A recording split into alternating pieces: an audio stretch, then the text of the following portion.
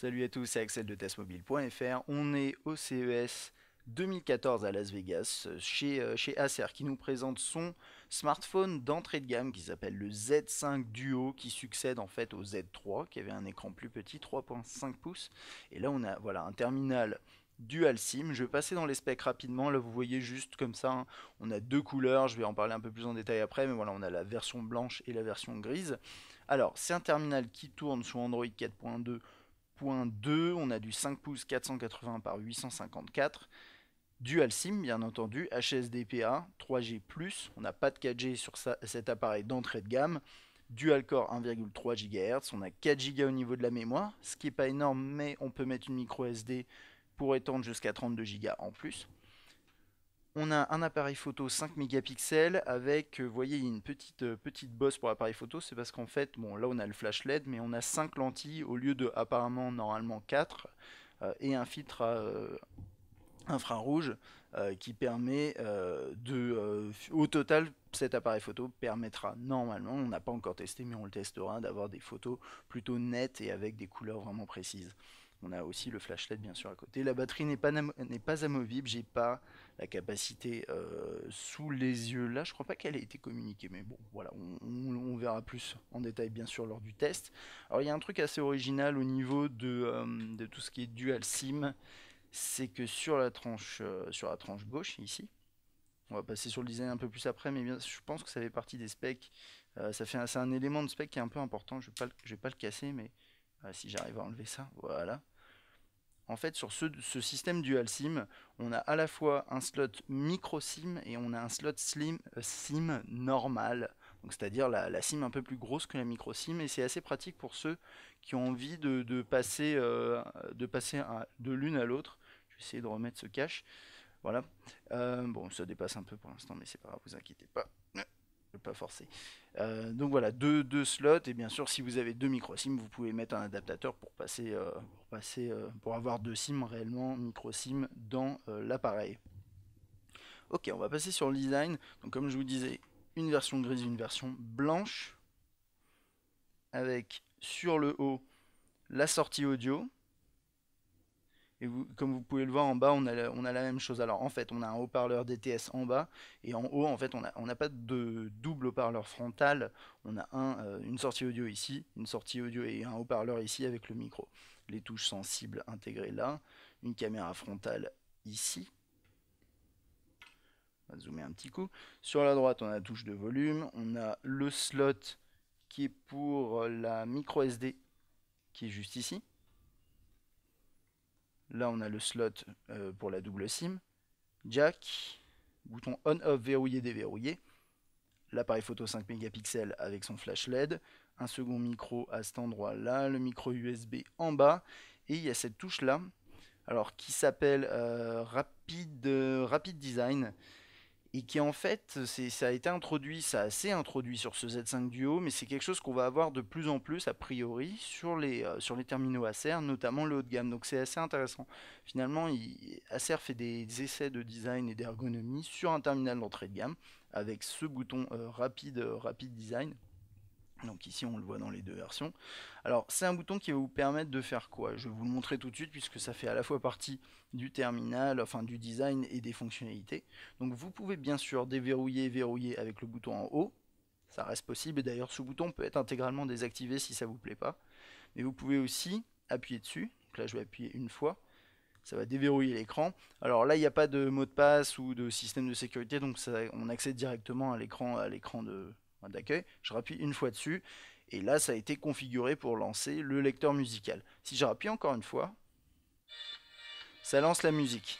Donc, enfin, ça play, pause la musique. Donc, c'est un bouton qui est personnalisable, et l'idée, c'est de vous permettre d'avoir plein de fonctionnalités liées à ça en fonction du contexte. Donc, typiquement, l'écran est verrouillé, je peux déverrouiller l'écran. J'appuie une fois dessus pour lancer mon application préférée, donc là c'est le lecteur musical, mais si typiquement vous vérifiez par exemple Twitter ou Facebook 40 fois par jour, bah, vous pourrez faire juste, regardez, hop, toc, un et 2, voilà, bon là il était déjà lancé, mais attendez, je vais le refaire, toc, on appuie une fois, ça déverrouille, je rappuie une fois, Et oh, c'est marrant qu'il m'ait mis la protection. Voilà, et j'appuie une fois et ça me lance ça. Donc ça vous permettra de lancer rapidement une application que vous consultez très régulièrement. Et puis ensuite, alors il y a pas mal de différentes choses. Première chose, si vous restez appuyé sur le bouton, peu importe l'application, ça va lancer l'appareil photo. Et l'appareil photo, ce qui est assez sympa, c'est qu'ils ont pensé un système. Donc typiquement, si vous êtes en mode selfie, vous appuyez dessus, ça va vous mettre un compteur. Normalement, voilà, vous l'avez vu. Donc ça vous permet, parce que quand vous appuyez là-dessus, bien sûr, ça fait un peu bouger l'appareil, donc ça vous évite d'avoir un petit effet de flou. Moi je trouve ça malin. D'ailleurs, le timer sur les selfies, enfin sur les selfies, sur les photos avec la caméra frontale, ça devrait être de base, je pense. Et ensuite, après, vous pouvez également bien sûr capturer si vous avez envie une photo de cette façon-là. Je trouve pas que ce soit très très confortable comme position, vous voyez, pour prendre une photo, mais vous pouvez le faire. Donc l'appareil photo, vous avez vu l'interface qui n'a pas beaucoup changé, mais on retrouve certaines fonctionnalités assez sympas qu'on a normalement sur du haut de gamme, notamment sur le S1, enfin ouais, sur le S1 et le S2 qu'on retrouve là-dessus. On a quoi également dans l'interface? Je vais vous montrer juste les éléments principaux. On a ça qui permet d'accéder rapidement à plein de différents modes. Donc mode basique par exemple. Donc là vous avez vos contacts, l'appareil photo. C'est vraiment pour penser aux utilisateurs qui sont pas habitués. Hop. D'ailleurs, normalement, là, il y a un mot de passe, je crois que c'est ça. J'espère, oui, c'est ça. C'est fait vraiment pour les utilisateurs qui ne sont pas habitués au smartphone. Donc là, par exemple, j'ai un mode basique, j'ai un mode senior, classique, keypad, ça c'est le mode défaut Android. Si je fais keypad, par exemple, là c'est un mode fait pour les gens qui ont vraiment beaucoup de besoins en téléphonie. Donc là, je suis sur mon écran d'accueil qui en fait remplace l'écran d'accueil d'Android de base et je peux composer un oula, je peux composer un numéro très rapidement n'importe quand. Donc ouais, ça c'est vraiment dédié aux personnes qui ont ce type de besoin. Mode classique, voilà, ça ressemble à ça. C'est un système un petit peu, ça ressemble un peu à Android hein, avec le home screen, avec les widgets ou voilà, mais un peu plus simple à utiliser pour les gens qui ont des besoins beaucoup moins évolués, beaucoup moins évolués, beaucoup moins aboutis, on va dire, que pour quelqu'un qui connaît déjà bien Android. Pour découvrir Android, c'est une bonne idée également. Et vous pouvez repasser bien sûr dans ce mode-là si vous avez envie.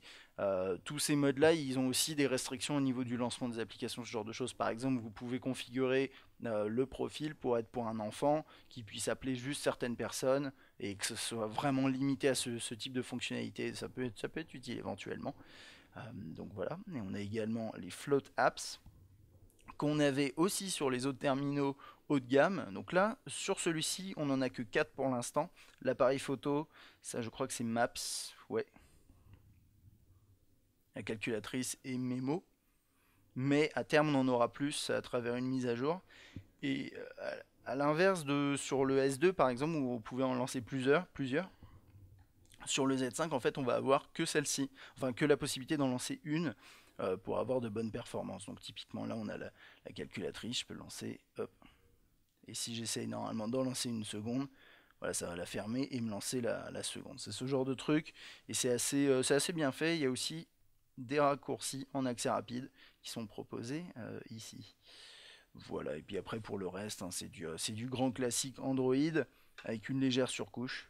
Et on a Float Caller qu'on avait déjà vu à travers une précédente vidéo. Euh, que dire de plus? C'est à peu près tout hein, ici. On verra lors d'un test, hein, bien sûr, les fonctionnalités. Il y a un dernier truc dont je voudrais vous parler avant de terminer cette vidéo. C'est donc c'est ces accessoires-là. Alors, je sais pas, ils ont un nom ou pas, je ne sais plus. Mais en tout cas, c'est un accessoire qui ressemble un petit peu à ce qu'on a chez LG ou Samsung au niveau du S-View Cover ou chez LG, je sais plus comment ça s'appelle d'ailleurs. Mais voilà, vous voyez, c'est un système comme ça. Vous mettez votre terminal dedans. Ça se clipse. Vous le fermez. Et normalement, vous avez. Oh non, s'il me le fait, attendez. Ding. Oui. Bon, là, il veut pas, je ne sais pas pourquoi. Peut-être moi qui l'ai mal installé. En tout cas, voilà, c'est un système comme ça avec. Je réessaye. Non. Ok. C'est pas grave. Mais voilà, on l'a testé tout à l'heure, ça marchait bien. Ça, c'est l'effet démo, c'est pas grave. Donc, normalement, dans la petite fenêtre ici, déjà, c'est du tactile. Donc, vous le voyez, vous avez. Bon, là, on a l'heure qui s'affiche sur deux trucs. Mais d'ailleurs, je me demande si c'est pas fait exprès. Attendez. Est-ce que. Non. Non, non, c'est parce que les widgets sont en haut. Ok. Mais normalement, voilà, il y a des infos spécifiques qui s'affichent avec possibilité je sais pas, répondre à un appel, refuser un appel, ce genre de truc. Et bah, ça protège votre écran intégralement. Il y a un truc qui est pas mal, c'est que vous voyez la sortie audio ici et bah, là, il y a le haut-parleur, mais il y a aussi le micro principal. Voilà, c'est pas obstrué en fait par la protection. Et de fait, vous allez pouvoir décrocher hop, comme ça et parler sans avoir enlevé la protection. Bon, ça paraît logique, mais il y a des protections de ce type qui proposent pas ce genre de choses, donc c'est plutôt bien. Puis on a une petite matière en dessous qui accroche un peu, enfin, que plastique avec un léger relief, c'est plutôt bien fait. Voilà, et il y a un dernier truc, ouais, pour terminer, il y a deux derniers trucs, si j'arrive à l'enlever. Ouais. Au niveau du bouton ici, j'en ai pas trop parlé en tant que tel, le design de ce bouton, mais c'est pas comme sur le bouton à l'arrière sur le G2. Il ressort pas en fait, il est à l'intérieur de. Voilà, vous voyez, il est à l'intérieur du relief, enfin pardon, de la coque arrière. Il est lisse et on peut en fait naturellement le doigt vient se poser dessus. Et quand on appuie, c'est pas une touche sensible, hein, ça fait un vrai clic qui fait pas de bruit d'ailleurs, mais voilà, ça marche plutôt bien. Donc ça c'était pour le petit détail sur ce bouton et donc vous pouvez pas vraiment l'activer par inadvertance. Il y a un autre truc à savoir, c'est que vous pouvez décrocher avec. Vous pouvez pas raccrocher pour l'instant parce qu'ils ont un petit peu peur que si par exemple vous êtes en conversation et vous avez votre doigt posé là-dessus, vous appuyez dessus sans faire exprès et que ça raccroche, ce genre de choses. Voilà. Alors ce Z5 Duo, c'est un appareil qui sera proposé mi-janvier en France à un prix conseillé de 169 euros TTC avec dès son lancement une ODR de 20 euros qui sera mise en place par Acer, je sais pas pendant combien de temps, mais en tout cas, sur ce genre d'appareil d'entrée de gamme, généralement, ça dure un certain temps quand même. Donc voilà, c'est assez agressif. C'est un terminal qui nous plaît plutôt et qui a un design vraiment premium, en fait, finalement, pour un segment d'entrée de gamme. Donc c'est assez intéressant, on a hâte de le tester. Voilà, allez, à bientôt.